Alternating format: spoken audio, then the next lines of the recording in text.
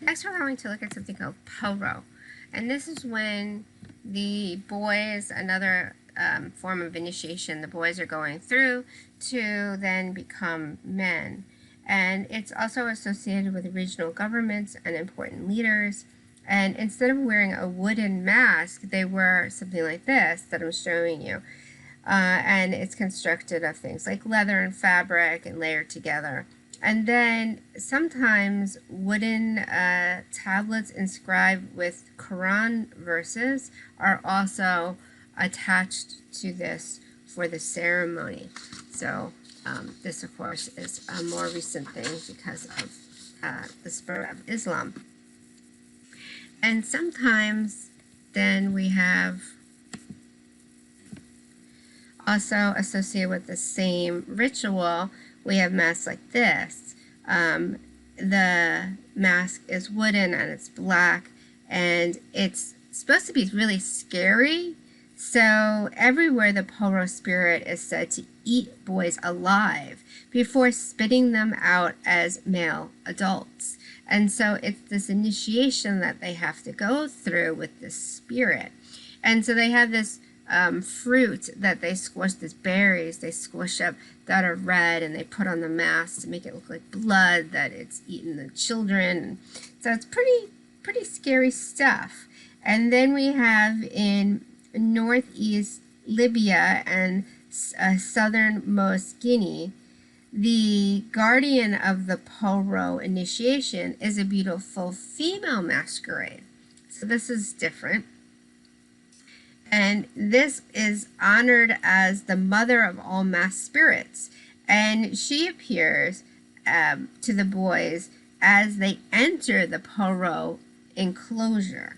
So kind of helping them keep watch over them. So here I'm showing you the female mask that then is outside the area of Poro, that then is greeting or, helping the boys through this initiation process. Now we'll jump around here, and we're looking at another version of the Poro here, sticking with that. But this is the based on the hornbill, and if you notice, it has this long nose and mouth, but it's this kind of beautiful curved beak of the bird, and yet it has these teeth that look pretty little on the scary side. And on the top there have been offerings that have been made on the mask. But the hornbill masquerades, they're also popular among the Dan people, and they are much less menacing. They're associated with women, and they offer the joyous companion of women and appear at festival gatherings. And they're inspired by a wide variety of masquerade, including those that entertain the community. So the masquerades that you're seeing, some of them even within the same kind of ideas of,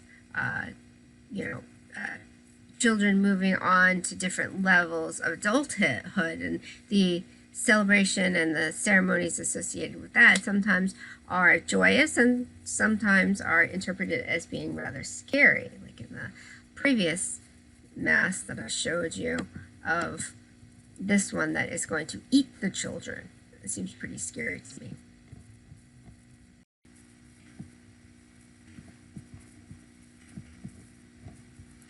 Okay, so what I'm showing you here is yet another kind of mask, and it's very angular in the way the face is, if you look at the say, for example, the cheekbones here. And so this is associated with masculinity, and the performance that is done with this mask is actually that this creature ends up stealing the possessions of the onlookers with a hooked stick, and those in attendance must keep their sense of humor and be willing to give a small ransom to get their belongings back. So it's looked at maybe more as a trickster than anything else. And now if we move on to our next group, this is the Wee people, and they have a number of masks that I'm showing you here, but probably the most interesting thing to point out about their masquerade is that they'll have a mask, but then as the mask is worn again and again throughout the years, it gives it a sense of being more important because it's been used in so many different ceremonies, and they start to add things to it, like they might add a feather from a specific bird that gives it more power, or something like an eagle feather or something, or the hair of a sacrificed ram or something like that. And this elevates the value and the spiritual strength of the mask.